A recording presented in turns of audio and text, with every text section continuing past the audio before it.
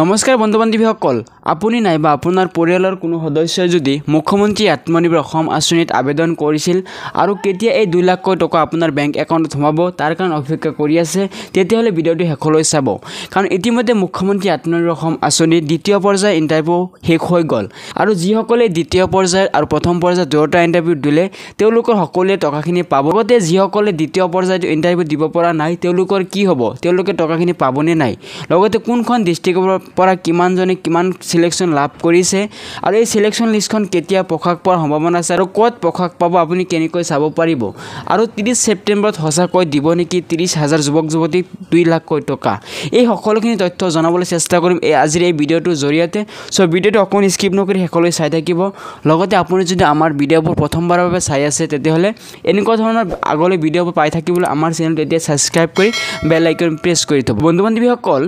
মুখ্যমন্ত্ৰী আত্মনিৰ্ভৰ অসম আঁচনিৰ যি দ্বিতীয় পৰ্যায়ৰ ইণ্টাৰভিউ আছিল সেই ইণ্টাৰভিউ অসমৰ প্ৰতিখন জিলাতে প্ৰায় ইতিমধ্যে সম্পূৰ্ণ হৈছে আৰু সম্পূৰ্ণ হোৱাৰ পিছতেই সকলোৱে কমেণ্ট কৰি আছে যে যিসকলে ইণ্টাৰভিউ দিব পৰা নাই, অৰ্থাৎ দ্বিতীয় পৰ্যায়ত যি ইণ্টাৰভিউ চলি আছিল জিলাভিত্তিক, সেই ইণ্টাৰভিউ তেওঁলোকৰ কোনো ধৰণৰ মেছেজ নাইবা কল অহা নাই, তেওঁলোকে টকাখিনি পাবনে নাই। চাওক, আমি আগতেও কৈছিলোঁ, আপোনালোকৰ যদি ভিডিঅ'বোৰ আমাৰ ৰেগুলাৰলি চাই আছে তেতিয়াহ'লে নিশ্চয় জানে যে আমি কৈছিলোঁ যিসকলে, তথাপি আজি ক'বলগীয়া হৈছে কাৰণ আপোনালোকে বহুত কমেণ্ট কৰি আছে কাৰণে।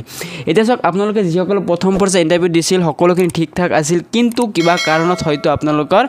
এই দ্বিতীয় পৰ্যায়ৰ ইণ্টাৰভিউৰ কাৰণে কল নাইবা মেছেজ অহা নাই। তেওঁলোকৰ যি প্ৰথম পৰ্যায়ৰ যি 30,000 যুৱক যুৱতীক 2 লাখ টকা দিব বুলি কৈছে সেই লিষ্টখনত নাম অহাৰটোৰ সম্ভাৱনা বহুত কম আছে। আৰু এনেকুৱা নহয় যে আপোনালোকে দ্বিতীয় পৰ্যায়ৰ ইণ্টাৰভিউ দিব পৰা নাই কাৰণ আপোনাৰ নামটো ৰিজেক্ট হৈ যাব বা আপুনি টকাখিনি নাপাব, এনেকুৱাও কোনো কথা নাই। কাৰণ হয়তো চাওক, যিসকলে দিছে তেওঁলোকে হয়তো তেওঁলোকৰ প্ৰজেক্ট হিচাপে তেওঁলোকে চিলেকশ্যন কৰিছিল যে প্ৰথম প্ৰজেক্টে তেওঁলোকে যিটো বস্তু চিলেকশ্যন কৰিছিল সেই প্ৰজেক্ট হিচাপে তেওঁলোকক দ্বিতীয় পৰ্যায়ৰ ইণ্টাৰভিউৰ কাৰণে তাতে ভেৰিফিকেশ্যনৰ কাৰণে তেওঁলোকক মাতিছিল আৰু সেই মাতাৰ পিছত তেওঁলোকৰ হয়তো এই 30,000 যুৱক মাতিছিল, তেওঁলোকৰ প্ৰায় 90% এই 2 লাখ টকা অহা 30 ছেপ্টেম্বৰত হয়তো দিব পাৰে। আৰু যিসকলে দ্বিতীয় পৰ্যায়ৰ ইণ্টাৰভিউৰ কাৰণে কোনো ধৰণৰ কল নাইবা মেছেজ তেওঁলোকক অহা নাছিল, তেওঁলোকে হয়তো এই প্ৰথম পৰ্যায়ত তেওঁলোকে 2 লাখ টকা নাপাব, তেওঁলোকে অলপ দেৰি কৰিব লাগিব। তেওঁলোকে যেতিয়া দ্বিতীয় পৰ্যায়ৰ আকৌ নেক্সট ৰাউণ্ড তেওঁলোকে অনুষ্ঠিত কৰিব আৰু এটা ইণ্টাৰভিউ তেওঁলোকে কণ্ডাক্ট কৰিব বুলি ইতিমধ্যে জনাইছে আৰু সেই পৰ্যায়ত তেওঁলোকে আপোনালোকৰ যি প্ৰজেক্ট দিছিল সেই প্ৰজেক্ট হিচাপে আপোনালোকৰ নিশ্চয় দ্বিতীয় পৰ্যায় বা ছেকেণ্ড লিষ্ট যেতিয়া আহিব 70,000 সেই তাতে আপোনালোকৰ নামটো আহিব পাৰে। এতিয়া চাওক, আপোনালোকে ইমান কমেণ্ট নাইবা ইমান টেনশ্যন কৰিব নালাগে যে আমি টকাখিনি পাম নে নাই। হয়, আমি আপোনাৰ দুখবোৰ বুজিছোঁ, কাৰণ আপুনি নিজে এটা ব্যৱসায় কৰিবলৈ হয়তো এই ইয়াতে আবেদন কৰিছিল, হয়তো বহুতে আবেদন কৰিছিল, কাৰণ এই আঁচনিত কোনো ধৰণৰ উচ্চবিত্ত মানুহে নাইবা ধনী মানুহে আবেদন কৰা নাছিল, সকলো মধ্যবিত্ত পৰিয়াল সকলোৱে ইয়াতে আবেদন কৰিছিল যাতে কোনো এটা ইয়াৰ পৰা কিবা এটা সহায় লৈ তেওঁলোকে কিবা এটা সৰু সুৰা বিজনেছ কৰি নিজক প্ৰতিষ্ঠিত কৰিব পাৰে। কিন্তু উপায় নাই, যিহেতু চৰকাৰে প্ৰথমত কৈছিল যে 1 লাখক একেলগে দিব, এতিয়া আকৌ নতুন নিয়ম ওলাইছে যে তেওঁলোকে প্ৰথম পৰ্যায়ত 30,000 দিব, তাৰপিছত আকৌ 70,000 দিব। কি হয় নাজানো, এইটো চৰকাৰে টোটেলি জানে। তো যদিও আপোনালোকে টেনশ্যন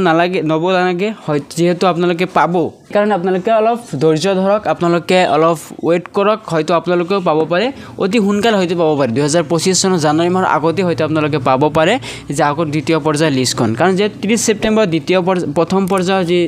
30,000ৰ লিষ্ট ওলাব সেই লিষ্টখনৰ পিছতেই আপোনালোকৰ ইমিডিয়েটলি সেই দ্বিতীয় লিষ্টখনৰ কাম তেওঁলোকে আৰম্ভ কৰিম বুলি কৈছিল। এতিয়া আৰু এটা প্ৰশ্ন হৈছিল, যিহক বহুতৰে কি হৈছিল, কল নাইবা মেছেজ আহিছিল দ্বিতীয় পৰ্যায়ৰ কাৰণে কিছুমানৰ, তেওঁলোকে হয়তো কিছুমানে বিদেশত আছে, কিছুমান ৰাজ্যৰ বাহিৰত আছে বা কিছুমান পাৰ্চনেল কামৰ কাৰণে বা কিছুমানৰ কল চিমটো বেয়া আছিল কাৰণে মেছেজটো পোৱা নাই তেওঁলোকে বা কলটো পোৱা নাই, তেওঁলোকে হয়তো এটা চান্স আছে যে এই লিষ্টত আহিব পাৰে নাহিব পাৰে। তেওঁলোকৰ কথাখিনি এতিয়ালৈকে কোনো সঠিককৈ ক'ব নোৱাৰোঁ তেওঁলোকৰ কি হ'ব। তেওঁলোকে প্ৰথম পৰ্যায়ত নামটো নাহিবও পাৰে, আহিবও পাৰে। ইণ্টাৰভিউ হৈছে, তেওঁলোকে অকল ক'ব পাৰিব তেওঁলোকে যে এবচেণ্ট মাৰিছে, কি কৰিছে তেওঁলোকে জানে। এইটো পৰ্যায়ত আমাৰ হাতত কোনো ইনফৰমেশ্যন নাই। এতিয়া হ'ল যিসকলে প্ৰথম পৰ্যায়ত চিলেকশ্যন লাভ কৰিব তেওঁলোকৰ ফাইনেল লিষ্টখন কেতিয়া প্ৰকাশ পাব। এতিয়া চাওক, যিহেতু যোৱাকালি অৰ্থাৎ 5 ছেপ্টেম্বৰত দ্বিতীয় পৰ্যায়ৰ ইণ্টাৰভিউ শেষ হৈছে, অতি সোনকালে অহা 1 সপ্তাহৰ ভিতৰত হয়তো আমি যিমান দূৰ জানিব পাৰিছোঁ যে এটা